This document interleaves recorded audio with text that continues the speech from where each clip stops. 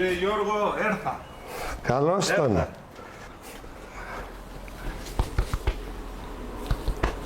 Έμορφα είσαι, άμον το να είσαι στο χωρίο. Χωρίον. Στο χωρίον είμαι. Στο χωρίον επέμβανε.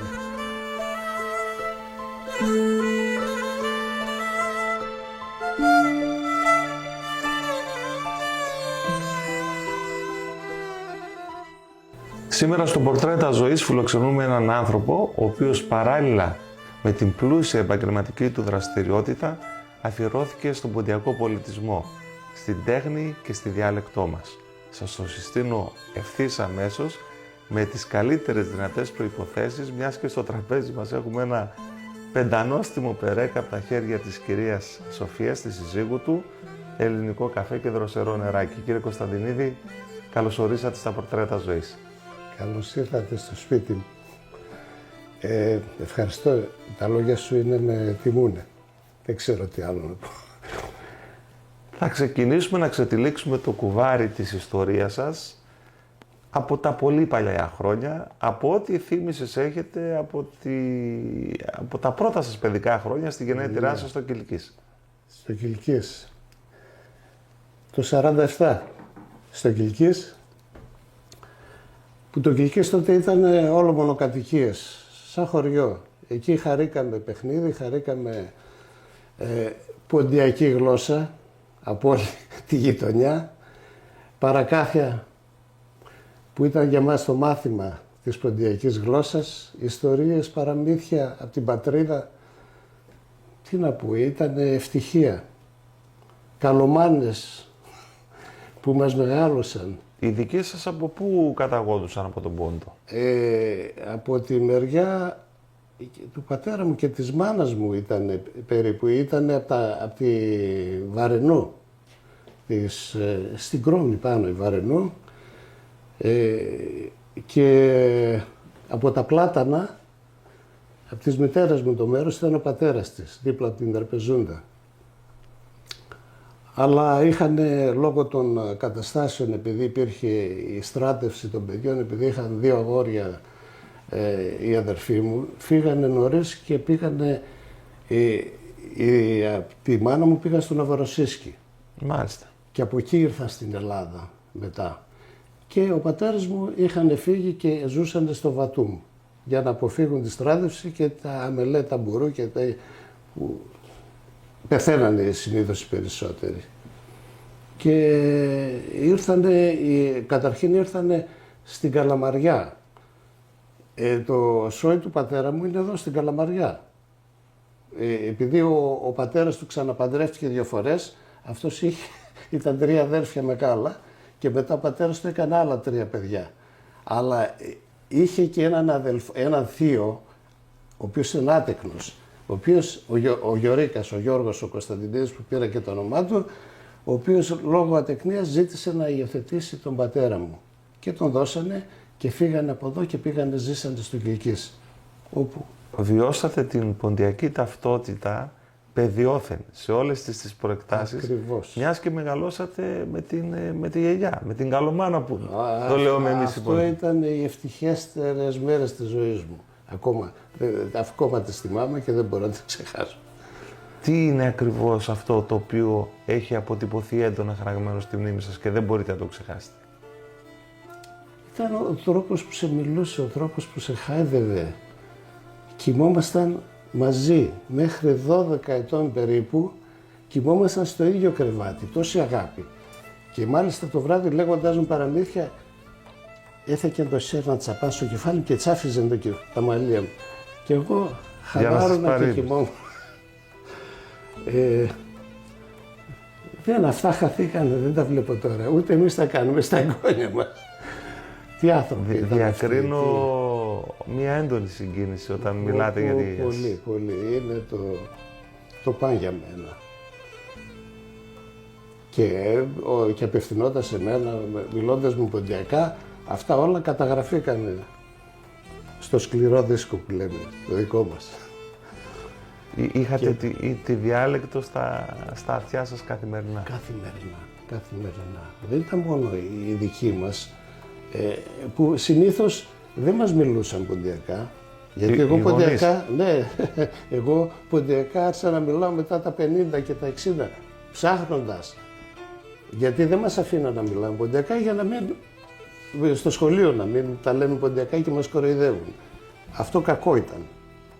Ακόμη και στο Κιλκής που είναι Και μια στο κατεξοχήν ναι. ποντιακή, ας το πούμε, περιοχή. 99% πόντι. Και εκεί θεωρούσαν ότι θα έχουμε πρόβλημα στο σχολείο. Και όμως εγώ μετά διάβασα περισσότερο από το πανεπιστήμιο για να μπω ξανά στο κλίμα. Τα ήξερα, δεν είχα δυσκολία. Είχατε τα ακούσματα από τη γιαγιά, τις περιγραφές, τις ιστορίες. Απλά δεν είχα την προφορά, δεν είχα την ευχέρεια να τα μιλάω, ώσπου έτυχε να διαβάσω αυτό το βιβλίο του Διαμαντίδη, το Ροδάφνο, Του Κώστα. αυτό το Ευαγγέλιο. Αυτό με έκανε και γράφω. Με ταρακούνησε. Και μετά έρχονται τα 3 βιβλία του Σάρπογλη, του Χριστοφορίδη, τα 1, 2, 3 και αποτελείωσα μετά. Γέμισα εδώ ποντιακά, ό,τι ποντιακό βρίσκα. Αυτή ήταν η αφορμή που με κάνανε να ασχοληθώ, γιατί λέω έπρεπε κάτι να κάνω για την καλατσίνα μου. Για τη διάλεκτό μας. Τη διάλεκτό Αυτά μας. θα τα αναλύσουμε και στη συνέχεια. Σε ηλικία τελειώνεται το σχολείο λοιπόν στο Κιλκής. Ναι, και... ήταν τότε το εξατάξιο γυμνάσιο.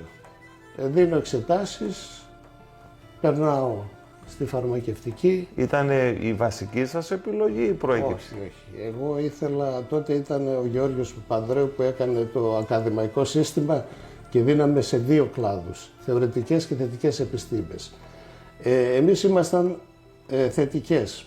Έβαλα τις σχολές του Πολυτεχνείου αρχιτεκτονική πρώτη, γιατί ζωγράφιζα, και μετά έβαλα φαρμακευτική κατά τύχη. Μάλιστα. Ναι. Και όταν, επειδή την πρώτη χρονιά που δώσαμε, μας ευνηδίασε. Εμείς διαβάζαμε μαθηματικά, φυσική τέτοια και μετά μας βάζαν λογοτεχνίες να γράφουμε και ανάλυση και ιστορίες. Την πρώτη χρονιά περνάω βιομηχανική Πειραιώς. Ποιος να πάει να σπουδάσει εκεί και βιομηχανική στον Πειραιά, με τι έξοδα, φτώχεια. Πολύ φτώχεια. Φτώχεια αλλά ευτυχία, χαρά, δεν την καταλαβαίναμε τη φτώχεια. Και τη δεύτερη χρονιά διάβασα και περιμένοντας στο Κιλκής, κάνοντας βόλτες πάνω κάτω, είχα ένα φίλο που είχε περίπτερο με τις εφημερίδες, διάβαζε τα ονόματα που περάσαμε. Και με φωνάζει, έλα να δεις που πέρασες, φαρμακευτική. Άμα λέω φαρμακευτική, τι θα κάνω, κλειστό επάγγελμα, ποιος θα με... Τέλος πάντων θα πάω, λέω, και θα κάνω μεταγραφή. Και στον πρώτο χρόνο, το 67 πέρασα, την επόμενη χρονιά απελευθερώνεται το επάγγελμα. Και λέω, κάτσε εδώ, καλά είναι. Αυτά ήταν. Μετά... Τα χρόνια των σπουδών σας στην Θεσσαλονίκη, είχατε σχέση με τα ποντιακά? Νομίζω υπήρχε ο Σύλλογος Ποντιοφυτών και Σπουδαστών. Αν υπήρχε, εγώ ήμουνα αλλού. Μας φάγανε μας τα καφενεία που λέμε. Και αν και στην πρώτη χρονιά έμεινα στο οικοτροφείο των Ποντίων, στην Πρασακάκη, στην Αγία Σοφία. Μάλιστα. Τότε με εκείνον τον σύλλογο που ερχόντουσαν το χορευτικό της Ευξήνου Λέσχης. Τον είπα Κρήτα φοιτητή. Ναι, ερχόνταν κάτω εκεί και κάνανε μπροστά μου αυτά πρόβες και εμείς δεν είχαμε, δεν με τραβούσε ο χορός. Και τώρα, ας πούμε, δεν χορεύω, 1, 2, 3 χορούς. Αλλά λίγο να με ταρακουνήσει, αν έμπαινα από τότε στα ποντιακά θα ήμουν πιο νωρίς στην πιάτσα. Μάλιστα. Τώρα βλέπω τον Καράβελα και τον Παλασίδη και λέω, πώς εγλίτωσα από εσάς. Και το μετανιώνω. Στερνή μου γνώση να σε κάνω. Είχα. Τώρα, άμα άρχισα, λέω, θα άρχιζα με εσάς, θα έμπαινα στο χορευτικό πρώτα. Τα ποντιακά, η ανάγνωση του Ροδάφνων δηλαδή και των βιβλίων του Σάρπογλη, του αείμνηστου Σάρπογλη, Ναι. προέκυψαν, ήρθαν αργά στη ζωή σας. Ναι. Η πρώτη ενασχόλησή σας με την ζωγραφική, με την τέχνη την ποντιακή, αυτά όλα πότε προέκυψαν και πώς προέκυψαν? Ποια ήταν η σπίθα για να ασχοληθείτε με αυτά? Ζωγράφιζα από ανέκαθεν. Στο σχολείο έλεγαν το μάθημα οι συμμαθητές και εγώ τους έκανα σκίτσα και τους καθηγητές. Αλλά ήταν έτσι. Μετά στο πανεπιστήμιο άρχισα να ζωγραφίζω με λάδια όπως και μπογιές κανονικές. Ασχολούμαι πολύ ερασιτεχνικά. Στα τελευταία χρόνια, επειδή ζωγράφιζα και έγραφα ποντιακά, λέω δεν κάνω ένα συνδυασμό γραφής και ζωγραφικής με σκίτσα, σε τύπου κόμικ, όπως κάνει ο Αρκάς στην νεοελληνική. Έκανα ένα έργο, το έβγαλα στο Facebook, είδα ότι είχε ανταπόκριση, καλά σχόλια και αυτά, λέω κάτσε εδώ είμαστε. Και συνέχισε και έχω κάνει πάνω 200, δεν θυμάμαι και πόσα είναι. 200 έργα. Μπορεί να είναι και 200 και πόσα ακόμα είναι έτοιμα για να ανέβουν και τα ανεβάζω σιγά σιγά, να μην τα βαρεθεί ο κόσμος. Οι μύθοι του Εσώπου με ενέπνευσαν να τους κάνω στα ποντιακά με σκίτσο. Έτον κάποτε ένας χαμελετάρτς που είσεν 3 αγούρια. Εδέβαν τα χρόνια κι άχαρον χαμελετάρτς ετράνινε, ερώστεσεν και πέθανε. Όντες ένοιξαν την Διαθήκηνατ, είδαν πως στον τρανόν τον Ιώνατ εφέκεν τη χαμελέτεν. Στον δεύτερον εφέκεν τον γάιδαρον την ανήσιεν. Και στον μικρότερον εφέκεν μαναχών των μπάρδων. Τα δύο τα τρανά τα αδέρφιατ θα εδούλευαν τη χαμελέτεν και θα εζήναν έμορφα και καλά. Άμα το καρύπκον το μικρόν δεν θα επίνεν με τον μπάρδον δεχτέθεν. Δίχως τη χαμελέτεν και τον γάιδαρον και θα επώνεν μαζί και έξερεν άλλο δουλείαν και θα επεθάνεν ασυμπίναν. Τα δύο τα τρανά τα αδέρφια ετήρτευαν και περιγέλαναν τον μικρόν για τα τον έπαθεν. Κι ατό σάχαρον τι δεν και έλεεν και πήγεν και στάθεν αυκά ας έναν τρανών δεντρών και αποκαρδιγμένος ενούνιζεν ντό θα φτάει. Άμα ο πάρδον δε κληρονόμησε να σογγύρνατ και τον άμον τα άλλα τα κάτας δε ξέρουνε. Τον πολλά χουλής και καλάτσεβεν και γονούσεβεν άμουν άνθρωπος, μου ανθρωπή λαλίαν. Είδεν τα αφεντικόνατ πεκάθουτουν έξαση χαμελέτεν και έκλαιεν και πήγεν και σούμωσε να τον και λέει «Αφέντη, ξάι με αποκαρδίσκες». Αμέσως μετά δηλαδή την σκητσογραφία, κάποιοι σας χαρακτηρίζουν και τον Πόντιο Αρκά. Δεν ξέρω αν αυτός ο τίτλος. Αυτό εγώ το ζήτησα σε μια εκπομπή. Θέλω, λέω, να γίνω Πόντιος Αρκάς. Αυτός είναι ο απότερος σκοπός μου. Αν τα καταφέρω, καλώς. Αμέσως μετά την σκητσογραφία σας έρχεται η ιδέα και με τα σκίτσα σας κάνετε αυτό το οποίο προαναφέρατε. Ναι. Παιδικά παραμύθια και έτσι έρχονται παιδιά από μικρή ηλικία σε σχέση και σε επαφή με την ποντιακή μας διάλεκτο. Αυτό είναι. Γιατί έχω κάνει και δικά μου παραμύθια, ατόφια δικά μου, εκτός από τα κλασικά τα οποία τα έκανα η κόκκινο-σκουφίτσα, κόκκινο-γαλπάσαινα, γαλπάχ και κόκκινο. Το άλλο, τα 3 μουχτεροπούλια. Τα 3 γουρουνάκια. Τα έκανα στα ποντιακά και με βγάζανε μετά στην τηλεόραση. Και οι άνθρωποι με χαράς με γελούσαν πώς τα ποντιακά και έτσι. Και από ό,τι έχω δει και στο κανάλι σας στο YouTube, παράλληλα με την ποντιακή διάλεκτο που ακούγεται, από κάτω υπάρχει και η μετάφραση για να μπορούν να καταλαβαίνουν. Για να έχουμε και άλλους πελάτες και από αυτούς που δεν ξέρουν ποντιακά. Και τα μικρά παιδιά ακόμη. Τα μικρά παιδιά, ναι. Και τα παραμύθια κυρίως γίνανε για τα μικρά παιδιά, αλλά και από ό,τι είδα τα βλέπουν οι μεγάλοι, πιο πολύ τα βλέπουν. Είναι δύσκολο αυτό, απαιτεί πολλές ώρες, απαιτεί συγκέντρωση. Έχω με αυτό το τάμπλετ εδώ ζωγραφικής που με έσωσε, κάνω τα σκίτσα, τα αποθηκεύω, έχω 3.000 και σκίτσα αποθηκευμένα εδώ πέρα. Και τώρα μου είναι πιο εύκολο, θέλω έναν πόντιο σε αυτή τη στάση στην άλλη να χορεύει, το βρίσκω έτοιμο. Ή μπορεί να το ξανακάνω, δεν μου είναι δύσκολο με αυτό το τάμπλετ. Να δείξω πώς κάνω τα σκίτσα μου. Εδώ με αυτό το τάμπλετ ζωγραφικής που μου έχει λύσει στα χέρια, μπαίνω στο Photoshop και μετά ανοίγω ένα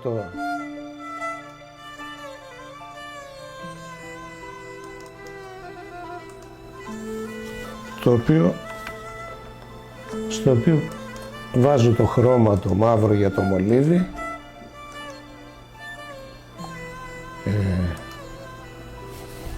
Θα μεγαλώσουμε λίγο να φαίνεται. Και εδώ τώρα θα ζωγραφίσω ας πούμε ένα σκίτσο. Ας πούμε κάνω αυτόν εδώ την καρικατούρα ενός ανθρώπου με τα μάτια εδώ πέρα. Ας πούμε είναι ένας πόντιος.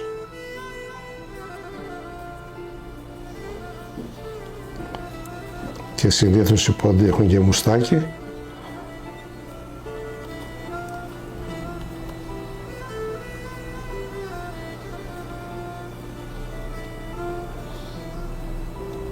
Τώρα εδώ βάζω μετά το χρώμα,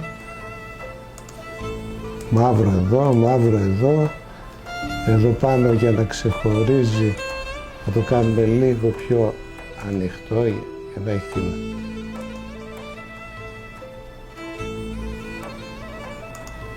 το χρώμα του προσώπου προς το ροζέ.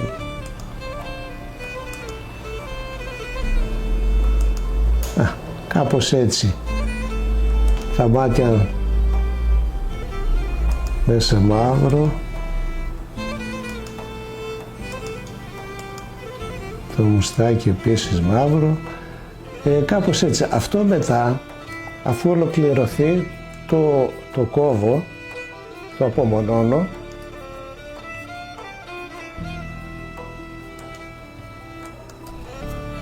και το αποθηκεύω και συνήθως για να μπορώ να το χρησιμοποιώ και αλλού το κάνω και τα γύρω να είναι διαφάνεια τους ώστε να φαίνεται μόνο ο άνθρωπος. Πατάω σε αυτό και γίνεται το υπόλοιπο. Τώρα αυτό το σκίτσο αποθηκεύοντας το μπορείς να το τοποθετήσεις τη μία εικόνα πάνω, βάζω ένα τοπίο ας πούμε, ένα τοπίο στο βάθος και πάνω επικολλώ αυτές τις φιγούρες.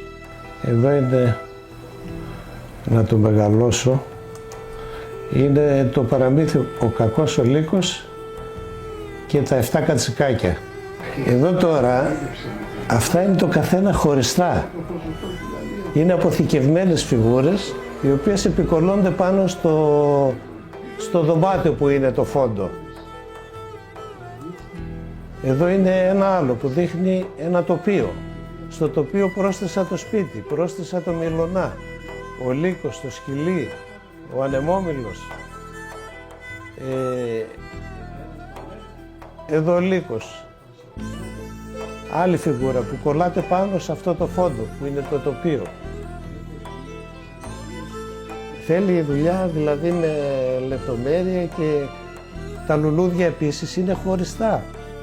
Μπορούν να αφαιρεθούν, μπορεί να προσθεθούν. Οι μέλισσες, αν είναι μεγάλο μπορεί να πάρει και μια εβδομάδα μετά μέχρι να... Αλλά συνήθως είναι 1-2 μέρες. Τα μικρά αυτά που κάνω, τα 5 λεπτά, 7 λεπτά. Όλα αυτά τα κάνετε μόνοι σας. Μόνος. Ρωτώντας μαθαίνεις. Δεν ήξερα, εγώ ιδέα δεν είχα, λόγω ηλικίας από κομπιούτερ και από τέτοια και στο φαρμακείο που έφυγα το 2015 και το δουλεύουν οι κόρες μου, πήγα 1-2 φορές και είδα ηλεκτρονικά τώρα οι συνταγές αυτά. Πού να βγάλω άκρη εγώ. Τα παράτησα, δεν ξαναπήγα. Και ρωτώντας τον γαμπρό μου, τους 2 γαμπρούς μου που ξέρουνε, με διδάξανε το Photoshop, το Facebook και τα λοιπά. Και κάτι φτάω τώρα. Είναι αυτά που λέμε τα καλά της τεχνολογικής εξέλιξης. Τα καλά. Μακάρι να μπαίνα μόνο τα καλά από την τεχνολογία.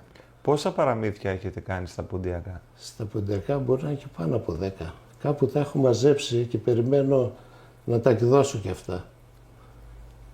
Και κάποια ποντιακά ανέκδοτα, νομίζω του Σάρπογλη είδα ένα. Ναι.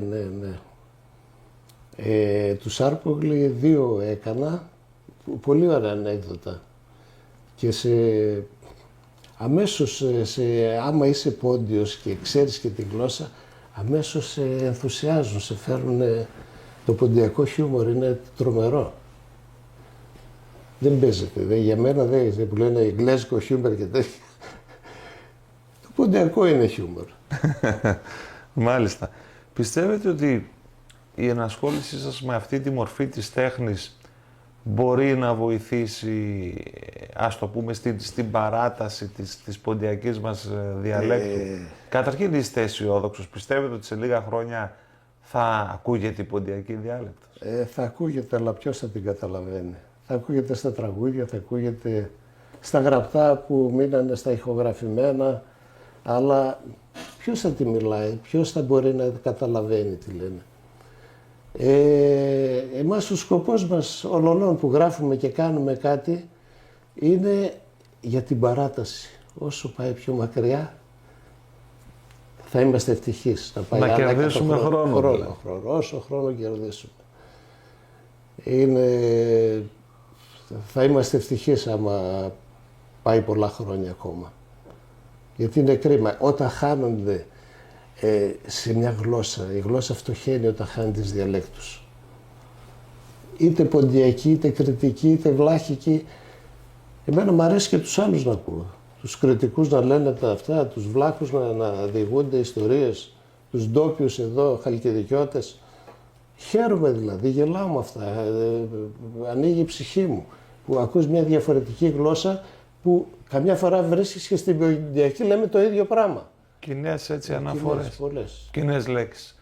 Αυτή η έντονη ενασχόλησή σας, η δραστηριότητά σας, προφανώς σας έχει φέρει και κάποια έτσι δημόσια αναγνώριση. Γιατί πλέον με το διαδίκτυο, τα παραμύθια σας, τα έργα σας ταξιδεύουν παντού. Είναι κάτι το οποίο θυμάστε από μια τέτοια επικοινωνία που σας έκανε εντύπωση? Κοιτάξτε, δεν μπορώ να θυμηθώ έτσι. Ναι. Που πηγαίνουμε στα παρακάθια, ας πούμε, που κάνουμε με τον Αχιλλέα, ας πούμε, εκεί στα καφενεία του Μελέτη και του Λαζίκα που πηγαίναμε, ερχόντανε ορισμένοι και με λέγανε «Ρε εσύ τι ωραία είναι τα αντιφτάς», λέει. Άρα με παρακολουθούν, λέω, εντάξει. Με τους ποντίους, με τους Έλληνες της Διασποράς έχετε επικοινωνία? Προσπαθώ, έχω δηλαδή, βλέπω ανθρώπους οι οποίοι είναι τώρα που έχουν έρθει, οι οποίοι παρακολουθούν αυτά και τα σχολιάζουν στο Facebook. Μου κάνουν σχόλια καλά και επίσης γράφω και θεατρικά έργα. Τα έχει στο αρχείο, τώρα το ηλεκτρονικό αρχείο που κάνανε η ΠΟΕ, γύρω στα 60 έργα έχει καταγράψει, τα 11 είναι δικά μου. Μάλιστα. Και μάλιστα έχω και άλλα 2. Έχουν ανέβει κάποια σε θεατρικές παραστάσεις? Είδα κάποτε την Ελένη τη Γερασιμίδου που είχε ανεβάσει στο θεατράκι της στην Αθήνα ένα ποντιακό έργο, το οποίο την απογοήτευσε την καημένη γιατί δεν είχε ανταπόκριση ολόκληρη Αθήνα να μην πάνε να ενισχύσουν ένα ποντιακό έργο. Και λέω θα τη στείλω ένα δικό μου έργο, «Οι γυναίκες στην εξουσία». Είναι κάτι σαν τη Λυσιστράτη.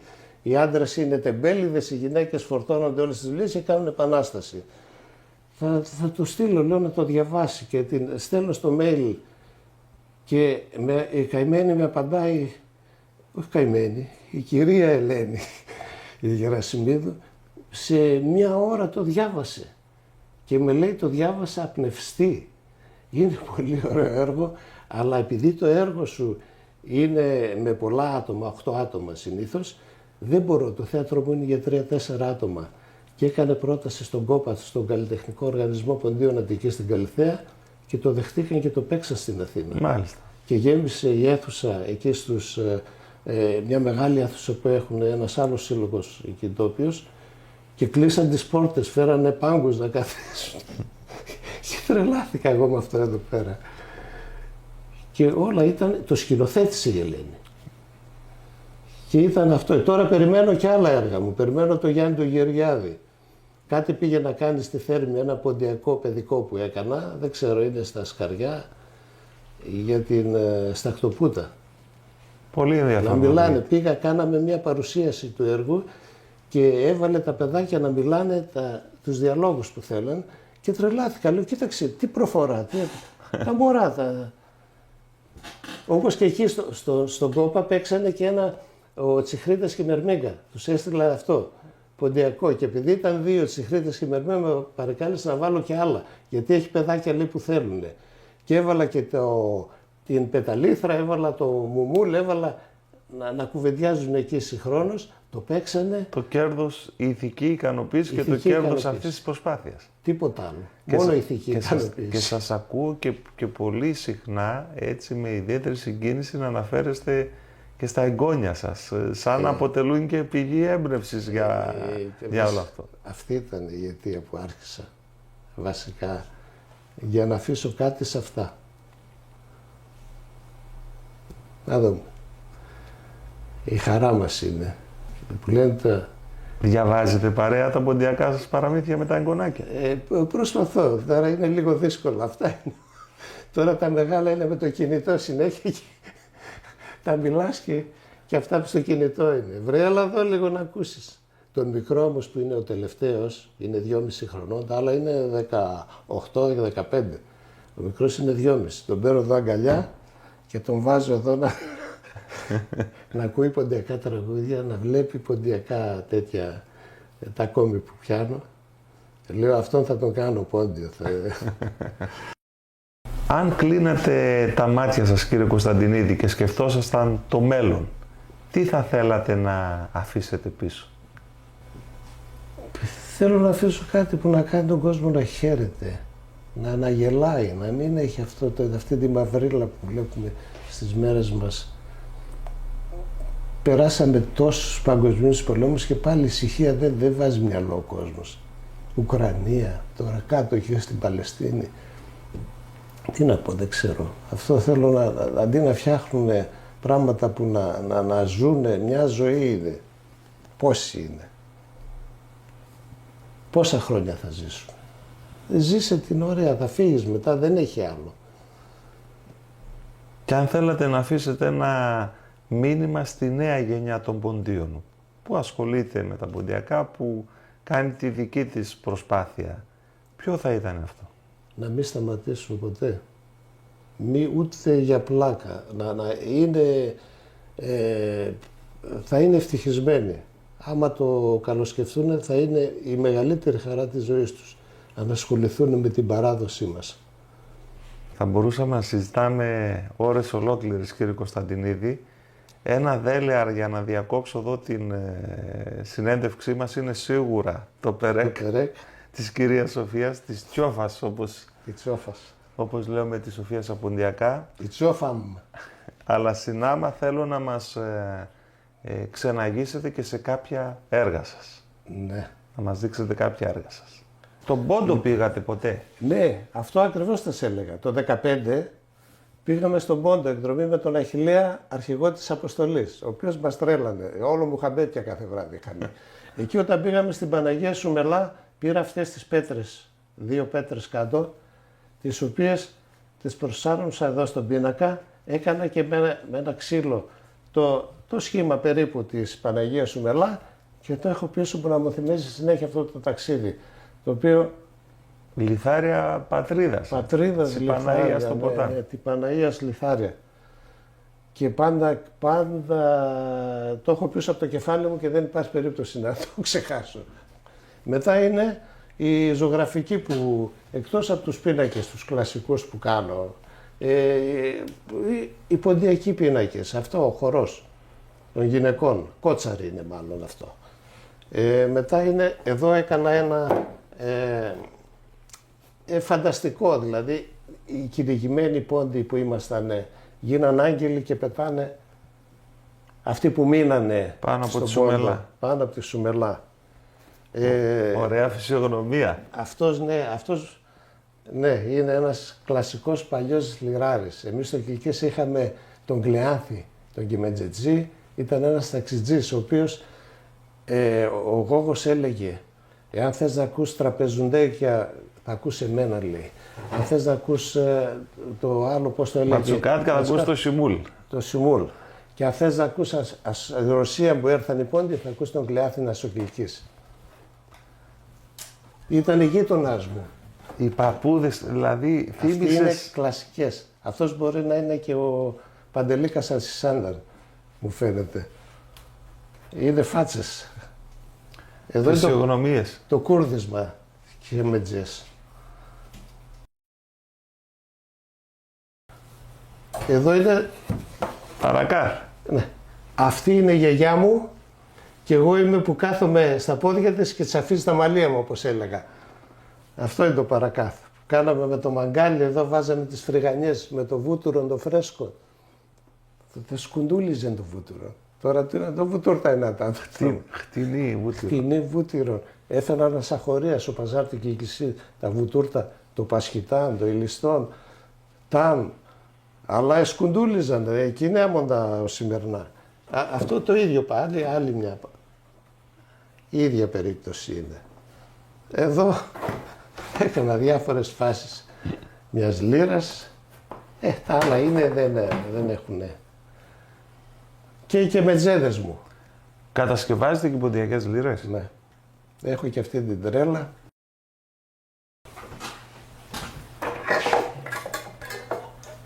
Το μόνο κακό είναι που δεν παίζω και μετζέ.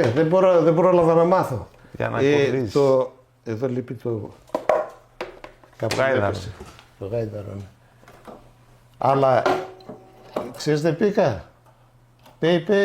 Έμαθε ο γραμμός. Ο πρώτος ο γαμπρός είναι ο Θόδωρον είναι πόντιος. Και είναι και ασχολείται μετά. Είναι βασικός τέλεχος των Καυκασίων, εδώ πρωτοχορευτής. Μάλιστα. Έβαλε και την κόρη μου, χορεύουνε στα ποντιακά και πες με την... τότε που ήμασταν αγγλισμένοι με την κρίση, έμαθε να παίζει και με τζε. Κάνω ωραία ηχεία. Τοξάρια και μετζέδες. Μάλιστα. Και μικρά και με τζόπα για διακόσμηση.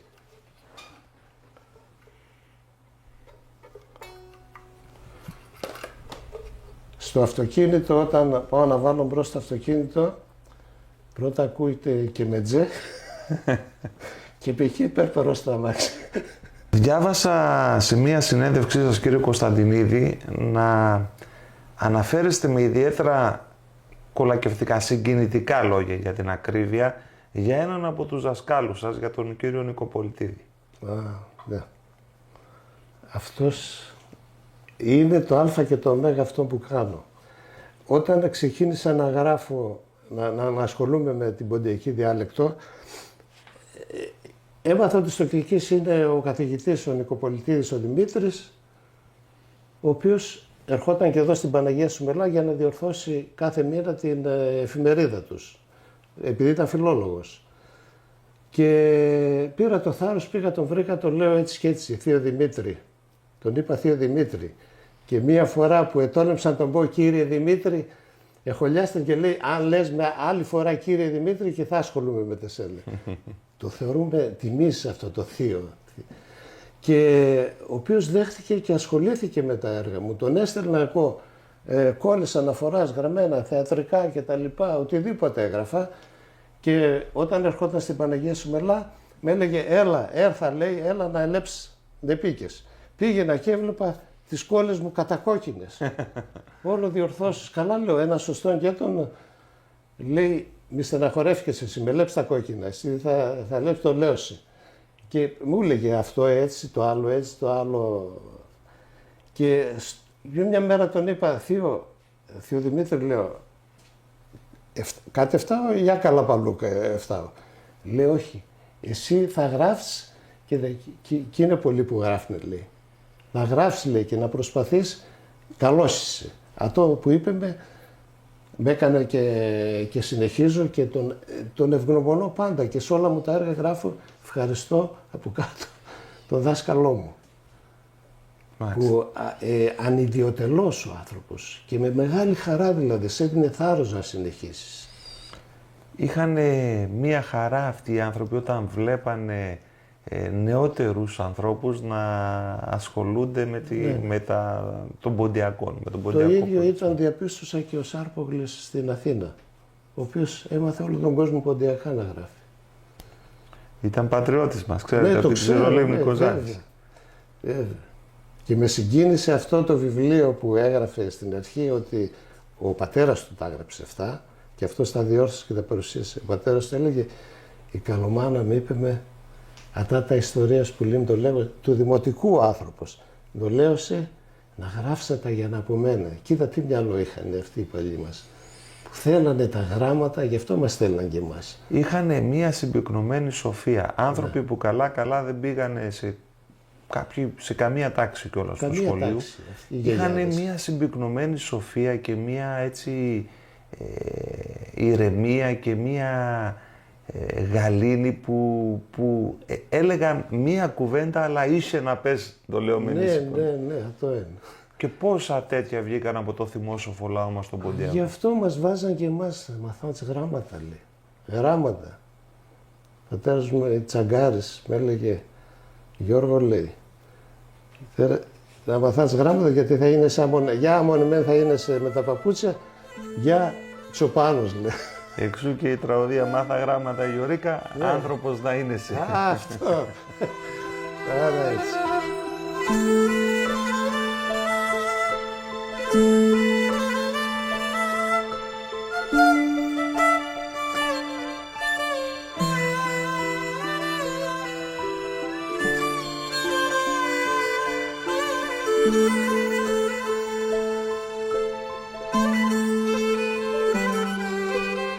Παναγιώτη, ένα δώρο από μένα. Ευχαριστώ. Κρασόπον. Στην αρχή να σου αμπέμ ούσα με την εφιάλεση. Με την αγάπη και τη φροντίδα του ερασιτέχνη εινοποιού Γιώργου Κωνσταντινίδη. Ο Θεός να δείξει τα χίλια ευλογίας. Να είσαι καλά. Κύριε Γιώργη, να είσαι καλά. Να είσαι καλά. Σας ευχαριστούμε για όλα. Και αυτό το ζυλοκάπανο για το πόντο στη γη. Ασεβέ για το πόντο στη γη. Ευχαριστούμε πάρα πολύ. Και Όσο είμαστε εκεί, αυτή η λίρα θα είναι κρεμασμένη στο πόντο στη γη, κύριε Γιώργη. Να είσαι καλά. Εύχομαι να πάει πολλά χρόνια, να κρατεί και να βασιλεύει. Ο κύριος Γιώργος Κωνσταντινίδης μας απέδειξε ότι η δημιουργία δεν έχει ηλικία και ότι η ποντιακή ψυχή βρίσκει πάντα τρόπο να εκφραστεί. Εμείς θα είμαστε ξανά κοντά σας στο επόμενο πορτρέτο ζωής.